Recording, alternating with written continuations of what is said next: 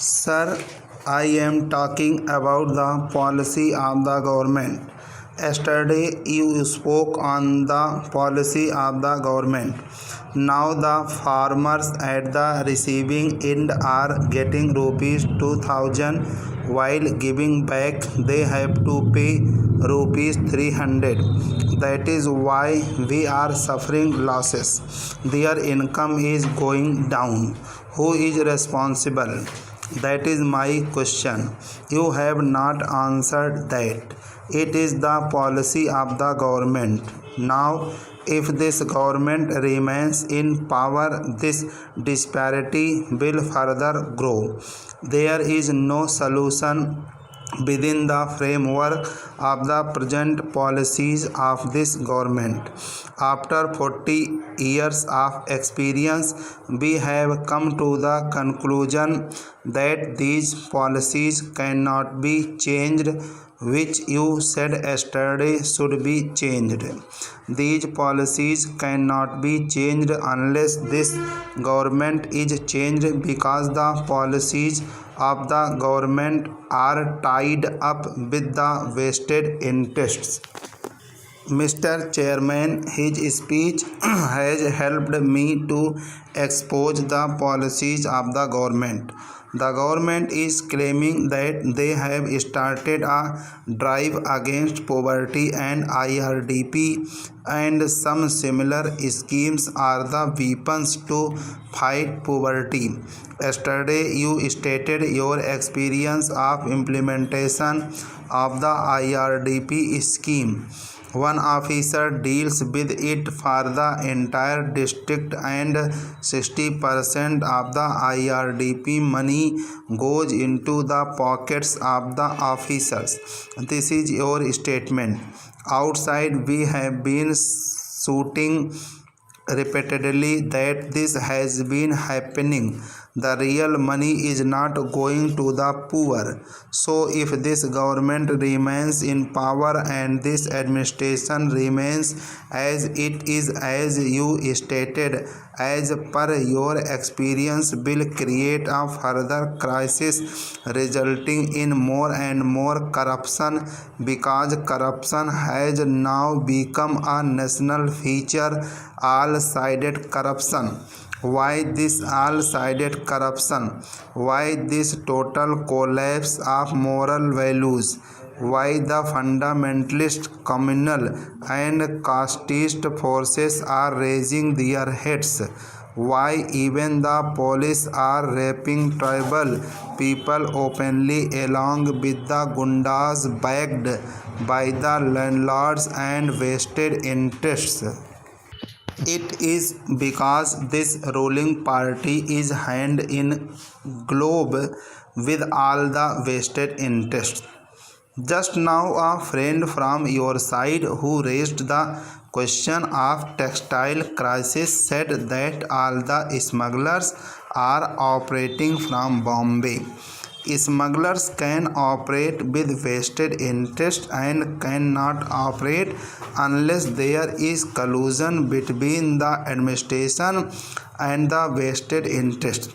That is why all-sided corruption is there, total moral collapse is there.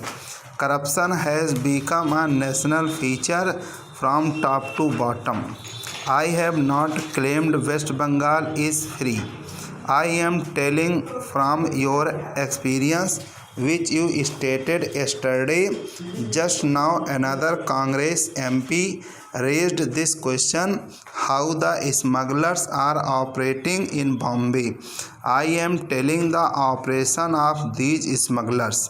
Operation of corrupt elements cannot develop, cannot take place unless they are in collusion with the entire administration, including top persons, including the ministers.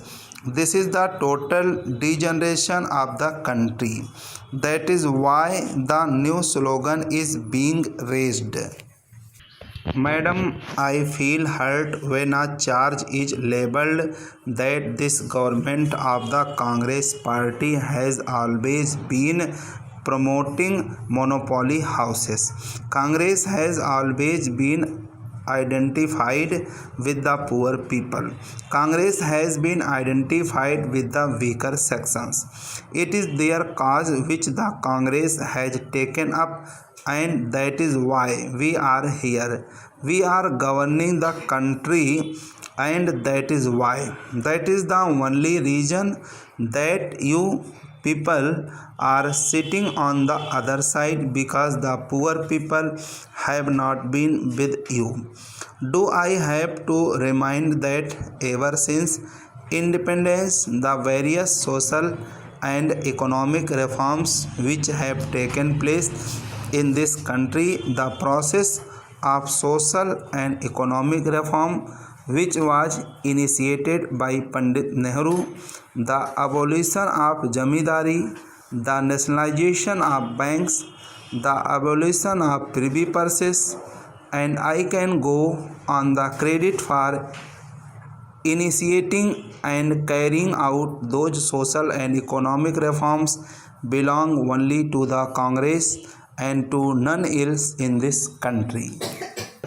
Even those who are governing West Bengal and till recently governed Tripura did not carry out any fresh social or economic reforms. That is why they have been rejected decisively today. That is why people had been opposed to them and the other friends who pose as champions of the poor on various occasions. Whenever Pandit Nehru and Srimati Indira Gandhi took these bold decisions, they were with the vested interests who went to the Supreme Court against the abolition of the privy purses, which were the forces that challenged the nationalization of banks. This nation has not forgotten. Let me tell you, you are forgetting this. Those who have benefited from those reforms, they are not going to forget them. Madam, there was a preference to unemployment, which I agree is a very serious problem which requires serious attention. Our government has certainly given it the desired attention and taken up those programs which have helped in generating employment both in the rural areas and in the urban areas. According to Mr. Mukherjee, the number of unemployed is increasing, maybe compared to 1947 and now yes. But he must not forget that the India of 1988 is not the India of 1947. The face of India has changed. The face of our rural India has changed.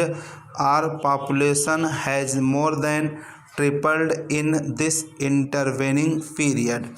If we talk in terms of pure mathematics, then the entire population of India as on 15 August 1947 has been brought above the poverty line.